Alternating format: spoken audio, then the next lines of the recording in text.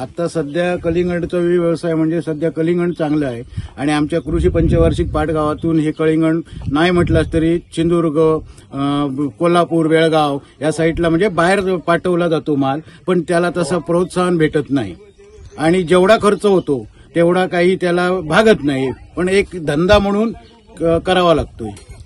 वन्य प्राण्यांचा त्रास होतो का? वनगाई तुम्ही डुकर म्हणा, याक म्हणा, ते गवेरेडे म्हणा, हे आम्हाला खूप त्रास देतात. आता नाही म्हटलं तरी अर्धी भाग आमची गवेरेड्याने खाल्लेली आहे आणि याच्यातून आम्हाला सुटका काय मिळतच नाही आहे, कारण रात्रंदिवस इथे पडून राहून मग हे उत्पन्न केलं पाहिजे. याच्यातून खरोखरच काही निष्पन्न होत नाही आणि जो शेतकरी करतोय तो ह्याच्यात नफ्यात काही येत नाही, सर्व तोट्यातच होतंय.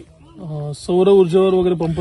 सौर ऊर्जेचा पंपाचा असा विषय आहे. आमच्या कोकणातील भाग हा उंच सखल दऱ्यातून निघालेला आहे, त्याच्यामुळे सौर ऊर्जेचा पंप आधी पैसे भरा आणि सौर ऊर्जे पंप घ्या हे जे सांगतात त्यापेक्षा जे आता घाटावर ज्यांनी त्यांनी किंवा इथे कोकणातही म्हणा की याला पंपाला मान्यता देताना ती पहिले आता वार्षिक बिलं वगैरे पहिले पंपाची माफ केलेली आहे आणि त्यामुळे आता सौर ऊर्जा घ्या म्हणून सांगताय. त्यापेक्षा आमच्याकडे कोकणात पहिले पंप होते ते द्या, तुम्ही आम्हाला वीज माफ करू नका, पण पहिले पंप द्या. कलिंगड पिकाचं हंगाम हे जवळजवळ 3 महिन्याचं असतं आणि त्याची वाफे तयार करून ते काही अंतरावरती बी घालावं लागतं आणि त्यातून त्यांना त्या ठिबकच्या पाण्याप्रमाणे ती पाईपलाईन करून पाणी सोडावं लागतं.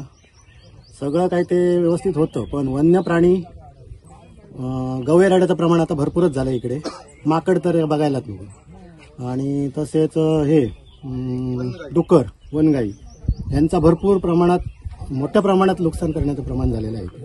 एकंदरीत याच्यात नफ्याचं प्रमाण कसं आहे? आता नफा म्हणजे कीटकनाशक आणि रासायनिक खतं वगैरे ही मोठ्या प्रमाणात आता महागाई झालेली आहे आणि त्याचा सगळा जर अंदाज घेतला, खर्च घेतला तर त्याच्यात मोठंसं काही मिळत नाही.